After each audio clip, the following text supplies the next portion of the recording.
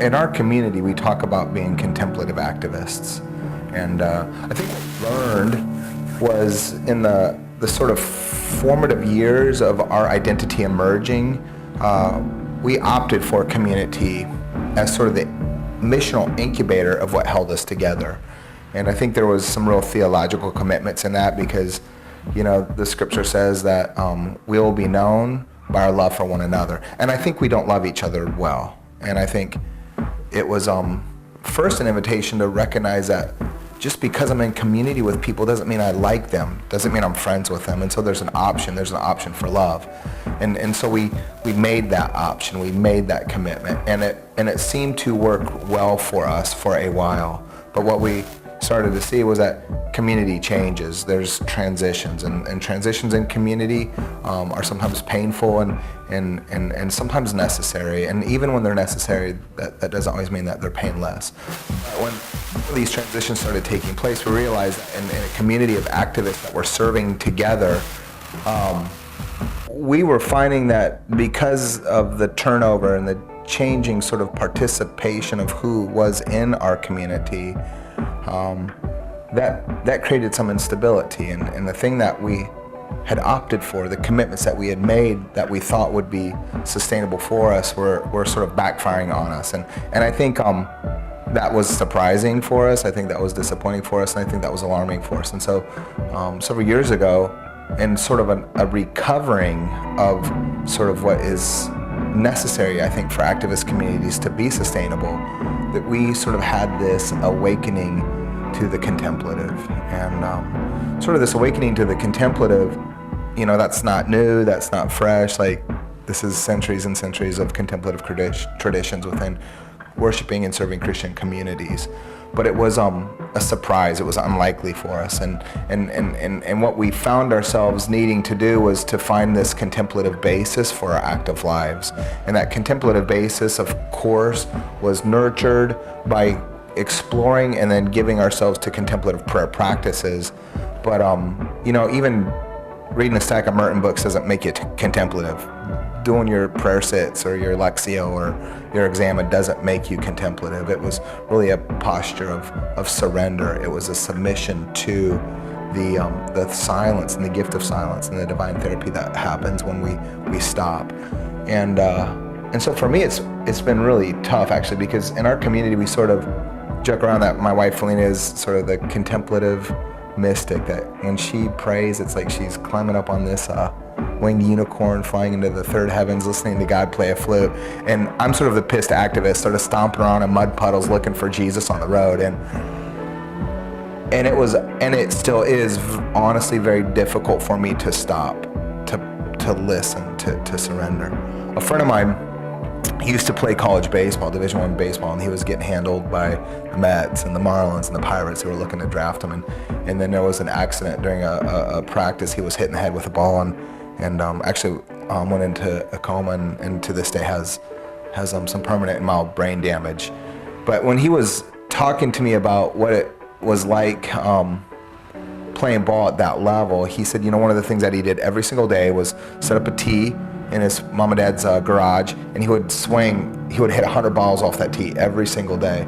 And I was like, man, that's ridiculous. Like, that don't help when somebody's throwing a 90-mile fastball or a curveball at your head. And he said, you know, I hit 100 balls off a tee every single day because I wanted to learn the muscle memory of the perfect swing. And I was like, that is, for me, the invitation to the contemplative. It's the muscle memory of consent. It's stopping. It's allowing sort of the mind to be emptied. It's creating empty space for silence. And if there's no sort of outcome, or if there's no sort of illumination, if there's no sort of discovery in it, the muscle memory of consent is where I need to be, and that's what I need to cultivate, and that's what I need to learn. And so as contemplative activists, we are stumbling forward and trying to find ways to rest, to resist, to submit, and to consent. In order to memorize the perfect consent, do you need to embrace your inner unicorn? Is that what you're saying? Oh man. Yeah, this is actually, I'll say this, like one of the things that was hard for me was looking at other people in my community whose temperament or whose sort of prayer practices really seem to resonate more with things that are historically more contemplative, and to see sort of the fruit of that in their lives and feeling like, man, it's just not my style. Like I'm not catching the energy or the vibe from that. And I did feel like I needed to be like other people. I did feel a lot of pressure to pray like other people, or to nurture my spirituality in the ways that they were nurturing theirs. And actually, I feel like I've found a lot of grace in this. That I think sometimes the intention towards consent is sort of the first step into discovery of what is a contemplative posture look like. And yeah, there's no formula for these things. There's no sort of template. There's no sort of pop quiz at the end of it. Like, did A, B, C, and D happen? Are you experiencing more of A, B, C, or D in your life? It's really, I think, an act of love, and it's a gift, and it's a gift to offer. But the truth is I think when I frame it like that, I miss that it's the gift to receive, and it's God's gift to give. What does nurturing a contemplative posture have to do with salvation? Oh boy.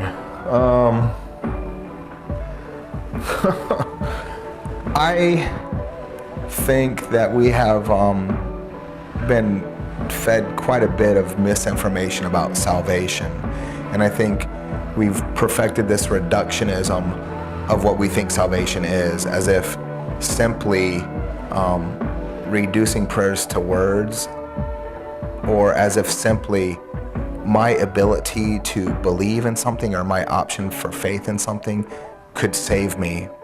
And I think that's really,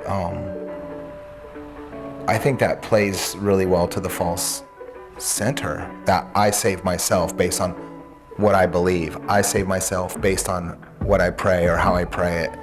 And I think, in fact, probably the first conversion that we need, the first thing that we need to be saved from is ourself, and the sort of God complex of ourself, and the perception that there is something within us that allows us the ability to perpetuate what we think salvation is. And so maybe that's one of the gifts of the contemplative, is the dismantling of the false center. But I think the more we sort of explore some of this, the less comfortable we get with a little bit of the standard reductionism of what we mean by salvation. I think that maybe actually is dangerous to think we've figured it out.